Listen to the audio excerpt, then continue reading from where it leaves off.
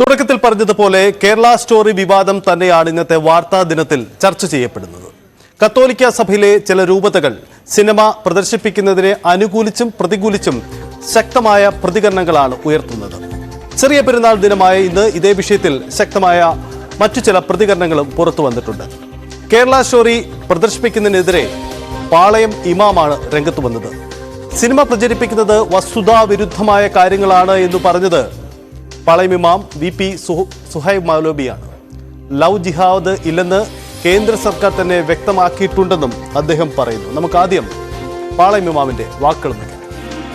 സമുദായങ്ങൾക്കിടയിൽ ഭിന്നിപ്പുണ്ടാക്കാനുള്ള ബോധപൂർവമായ ശ്രമങ്ങളാണ് പലയിടങ്ങളിലും നടന്നുകൊണ്ടിരിക്കുന്നത്. നമ്മുടെ സംസ്ഥാനത്തും രാജ്യത്തുമെല്ലാം അതിനുള്ള ശ്രമങ്ങൾ നടന്നുകൊണ്ടിരിക്കുന്നു എന്നുള്ളതാണ്. അതിന്റെ ഭാഗമാണ് കേരളത്തിൽ വീണ്ടും ചർച്ചയാവുന്ന കേരള സ്റ്റോറി എന്ന് പറയുന്നത്. ഒരു വട്ടം ചർച്ച ചെയ്തതാണ്, വീണ്ടും ആ ചർച്ച ഉയർന്നു വന്നിരിക്കുകയാണ്. സഹോദരങ്ങളെ, സഹോദരിമാരെ, പൂർണ്ണമായും വസ്തുതാവിരുദ്ധമായ കാര്യമാണ് ഇത്തരം സിനിമകൾ പറഞ്ഞുകൊണ്ടിരിക്കുന്നത് എന്നതും വസ്തുതയാണ്, യാഥാർത്ഥ്യമാണ്. സഹോദരങ്ങളെ, കേന്ദ്ര ആഭ്യന്തര മന്ത്രി തന്നെ ലവ് ജിഹാദില്ലെന്ന് പാർലമെന്റിൽ വ്യക്തമാക്കി കഴിഞ്ഞതാണ്. അതിനാൽ ഇത്തരം പ്രചരണങ്ങളിൽ, കുപ്രചരണങ്ങളിൽ വഞ്ചിതരാവാതെ മുന്നോട്ട് പോവാൻ നമുക്ക് സാധ്യമാവേണ്ടതുണ്ട്. ഇത്തരം സിനിമകൾ പ്രചരിപ്പിക്കുന്നവരോട് ഒന്നേ പറയാനുള്ളൂ, നാം കള്ളം പ്രചരിപ്പിക്കുന്ന ആളുകളുടെ കയ്യിലെ ടൂളായി മാറാൻ പാടില്ല. ഒന്നുകൂടി ആവർത്തിച്ചു പറയുന്നു, നാം കള്ളം പ്രചരിപ്പിക്കുന്ന ആളുകളുടെ കയ്യിലെ ഉപകരണമായി മാറാൻ പാടില്ല. നമുക്കിടയിൽ ഹെയ്റ്റ് പരത്തുന്ന ഒരാവിഷ്കാരവും കലയല്ല. അകറ്റുന്നതാവരുത് കല. പരസ്പരം മടുപ്പിക്കുന്നതും പരസ്പരം സൗഹൃദത്തോടുകൂടി ജീവിക്കുവാൻ പ്രേരിപ്പിക്കുന്നതുമാവണം കല എന്ന് ആ വിഷയവുമായി ബന്ധപ്പെട്ട് പറയാനുള്ളൂ. അതാണ് പാളയം ഇമാം പറയുന്നത്. ഡോക്ടർ ഹുസൈൻ മടവൂർ, KNMന്റെ സംസ്ഥാന പ്രസിഡന്റ് ഡോക്ടർ ഹുസൈൻ മടവൂരിന്റെ നിലപാടും ശ്രദ്ധേയമാണ്. ക്രിസ്ത്യൻ വിശ്വാസികളും മുസ്ലിം വിശ്വാസികളും ഒരുപോലെ സഹവർത്തിത്വത്തോടെ ജീവിക്കുന്നതാണ് യഥാർത്ഥ കേരള സ്റ്റോറി. ഒപ്പം ലവ് ജിഹാദോ എന്ന് ഒന്നില്ല എന്ന കാര്യം കേന്ദ്ര സർക്കാർ തന്നെ വ്യക്തമാക്കിയിട്ടുണ്ടെന്നാണ് അദ്ദേഹവും പറയുന്നത്. കേൾക്കാം ഹുസൈൻ മടവൂർ വാക്കുകൾ. നമ്മൾ ദുഃഖത്തിലും സന്തോഷത്തിലും നമ്മൾ ഒന്നാണ്. കേരളത്തിന്റെ ഹിസ്റ്ററി അതാണ്, റിയൽ ഹിസ്റ്ററി. അത് മറച്ചു വെച്ചുകൊണ്ട് എവിടെയെങ്കിലും ആരെങ്കിലും പ്രണയത്തിൽ പെട്ടിട്ടുണ്ട് അല്ലെ, അതിനെക്കുറിച്ച് അന്വേഷിച്ച് ഇന്റലിജൻസ് വിഭാഗം നൽകിയ റിപ്പോർട്ട് എന്താണെന്നറിയോ? There is love but no jihad എന്നാണ്. അത് ലവ് ജിഹാദ് എന്നൊരു സാധനം ഉണ്ടാക്കിയെടുത്തു. ദർ ഈസ് ലവ്, അത് ശരിയാണ്. അത് ജാതിയും മതവും ഭാഷയും ഒന്നും നോക്കാതെ, വൻകര പോലും നോക്കാതെ പ്രേമം നടക്കുന്നുണ്ട്.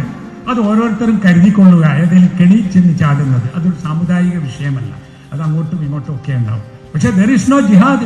അതിന്റെ പേരിൽ ഒരു ജിഹാദൊന്നുമില്ല ഇവിടെ. ആരും അതിന് പ്രവർത്തിക്കുന്നില്ല, അതിനാവശ്യവുമില്ല. അങ്ങനെ മതത്തിലേക്ക് ആളുകൾ വരേണ്ടതുമില്ല. ഇതും യഥാർത്ഥത്തിലൂടെ നമ്മുടെ ഹിസ്റ്ററി രേഖപ്പെടുത്തുന്നതിന് ആവശ്യമാണ്. സ്റ്റോറി സിനിമയെ മുൻനിർത്തിയുള്ള പ്രചരണം കേരളത്തിൽ നടപ്പിലാവില്ലെന്നാണ് മുസ്ലിം ലീഗിന്റെ സംസ്ഥാന അധ്യക്ഷൻ കൂടിയായ പാണക്കാട് സാദിഖ് അലി ശിഹാബ് തങ്ങൾ ന്യൂസ് 18നോട് പറഞ്ഞത്. ഇത്തരം പ്രകോപനങ്ങളിലും പ്രലോഭനങ്ങളിലും ആരും വീണു പോകരുതല്ല. ഇതെല്ലാം കെട്ടിച്ചമയ്ക്കുന്നതാണെന്നും കേരളത്തിലെ സാമൂഹ്യ അന്തരീക്ഷം എല്ലാവർക്കും അറിയാമെന്നുമാണ് പാണക്കാട് തങ്ങൾ പറഞ്ഞത്. അദ്ദേഹത്തിന്റെ വാക്കുകൾ കൂടി കേൾക്കാം.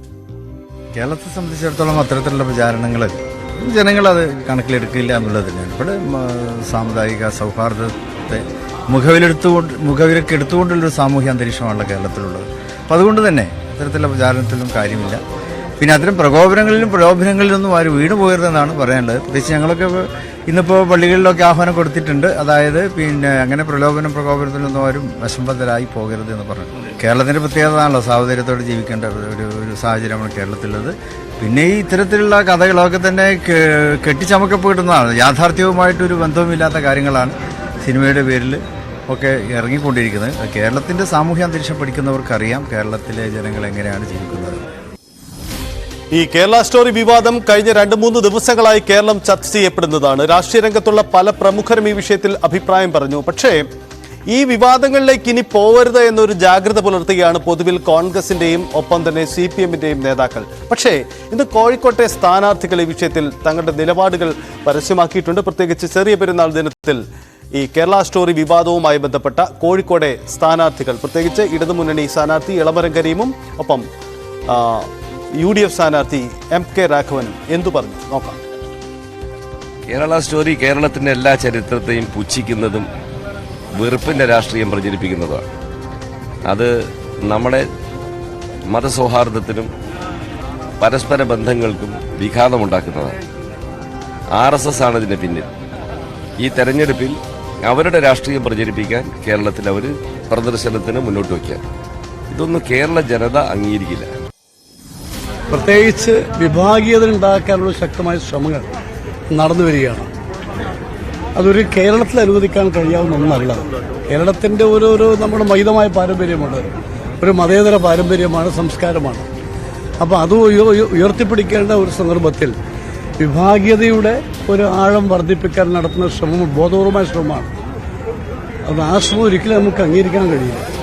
എല്ലാവരും ഒരുമിച്ച് പോകണം. എല്ലാവരും സമാധാനപരമായ അന്തരീക്ഷം നമ്മുടെ രാജ്യത്തുണ്ടാകണം. എല്ലാവർക്കും ജീവിക്കാൻ സാധിക്കണം. ഏത് ജാതിയാണെങ്കിലും മതമാണെങ്കിലും എല്ലാവർക്കും ഒരുപോലെ ജീവിക്കാൻ കഴിയാവുന്ന ഒരു സംരക്ഷണം ഭരണഘടന നമുക്ക് നൽകുന്നുണ്ട്. കത്തോലിക്ക സഭയിലെ ചില രൂപതകൾ കേരള സ്റ്റോറി സിനിമ ഏറ്റെടുക്കുമ്പോൾ ശക്തമായ എതിർസ്വരം സഭയ്ക്കുള്ളിൽ നിന്ന് തന്നെ ഉയരുന്നുണ്ട്. പ്രണയക്കണിയെക്കുറിച്ച് ബോധവൽക്കരിക്കാനാണെങ്കിൽ എന്തിന് കേരള സ്റ്റോറി ഏറ്റെടുക്കുന്നു എന്നതാണ് ഇവർ ഉന്നയിക്കുന്ന ചോദ്യം. കേരള സ്റ്റോറി വിവാദത്തിനിടെ മണിപ്പൂർ കലാപവുമായി ബന്ധപ്പെട്ട ഡോക്യുമെന്ററി പ്രദർശിപ്പിക്കുകയാണ് എറണാകുളം അങ്കമാലി അതിരൂപതയ്ക്ക് കീഴിലുള്ള സാൻജോപുരം സെന്റ് ജോസഫ് പള്ളി. മണിപ്പൂർ ക്രൈ ഓഫ് ദി ഒപ്പസ്റ്റർ എന്നാണ് ഈ സിനിമയുടെ പേര്. ഈ ഡോക്യുമെന്ററിയാണ് ഈ പള്ളികളിൽ പ്രദർശിപ്പിക്കുന്നത്. ഇത്തരം ബദൽ കൂട്ടായ്മകൾ ക്രൈസ്തവ സഭയ്ക്കുള്ളിൽ തന്നെ ഉയരുന്നുവെന്നതാണ് ഇപ്പോഴുണ്ടാകുന്ന ചിത്രം. പ്രണയച്ചതി ചർച്ച ചെയ്യാനാണെങ്കിൽ കേരള സ്റ്റോറി എന്തിന് എന്ന് ചോദിക്കുന്നവർ കത്തോലിക്ക സഭയിലുള്ള ക്രിസ്ത്യാനികൾ പീഡിപ്പിക്കപ്പെട്ട മണിപ്പൂരിന്റെ ചരിത്രം പറയുന്ന സിനിമ പ്രദർശിപ്പിക്കാൻ എന്തുകൊണ്ട് തയ്യാറാവുന്നില്ല എന്ന മറു ചോദ്യവും ഉയരുന്നുണ്ട്. സീറോസ് മലബാർ സഭയുടെ മുൻ വക്താവ് ഫാദർ പോൾ തേലക്കാട്ടും യാക്കോബായ സഭയിലെ ഡോക്ടർ ഗീവർഗീസ് കൂർലോസും പറഞ്ഞതുപോലെ നിലപാട് പറയാൻ കൂടുതൽ ആളുകൾ മുന്നോട്ട് വരുമോ എന്ന പ്രസക്തമായ ചോദ്യവും ഈ ഘട്ടത്തിൽ ഉയർന്നു വരുന്നുണ്ട്. ബി അരുൺ നമുക്കൊപ്പമുണ്ട്. അരുണ്, കേരളം ചർച്ച ചെയ്യപ്പെടുകയാണ്. കേരള സ്റ്റോറി എന്ന സിനിമയും അത് മുന്നോട്ട് വയ്ക്കുന്ന രാഷ്ട്രീയവും. ഈ സിനിമയും വിവാദങ്ങളും ഒരു പഴയതാണെങ്കിലും തെരഞ്ഞെടുപ്പ് കാലത്ത് ഇത് മുന്നോട്ട് വന്നതിൽ രാഷ്ട്രീയമുണ്ട് എന്നതായിരുന്നു ആക്ഷേപം. അതിൻ്റെ ഒരു പുതിയ തലമാണ് കത്തോലിക്ക സഭയിലെ ചില രൂപതകളെങ്കിലും ഇതിൻ്റെ പ്രദർശനം ഏറ്റെടുത്തപ്പോഴുണ്ടായ അതിനു കൈവന്ന ഒരു പ്രാധാന്യം. പക്ഷേ കത്തോലിക്ക സഭയിൽ നിന്ന് തന്നെ ശക്തമായ പ്രതിഷേധം ഇതുമായി ബന്ധപ്പെട്ട് ഉയർന്നു വരുന്നു എന്നതാണ് ഇപ്പോൾ നമുക്ക് കാണാൻ കഴിയുന്ന കാര്യം. ബദൽ നീക്കങ്ങളും സമാന്തരമായി ഉണ്ടാവുന്നുണ്ട്. കേരളത്തിന്റെ യഥാർത്ഥ കഥ ഈ കേരള സ്റ്റോറി സിനിമ പറയുന്നതല്ല എന്ന് കേരളം ഒരു വിഭാഗം ശക്തമായി ആവർത്തിക്കുമ്പോൾ തെരഞ്ഞെടുപ്പ് രംഗത്ത് ഈ വിവാദമുണ്ടാക്കുന്ന തരംഗങ്ങൾ അത് ചെറുതാവില്ല. ആ ഒരു ജാഗ്രത കാട്ടൽ പൊതുവിൽ രാഷ്ട്രീയ നേതൃത്വങ്ങൾ കാട്ടുന്നുണ്ട്. പക്ഷേ അത് എത്ര കണ്ട് അങ്ങനെ മുന്നോട്ട് പോകാനാവും? കാരണം ഒരു വിഭാഗത്ത് ഇത്തരം ശക്തമായ പ്രചരണം നടക്കുമ്പോൾ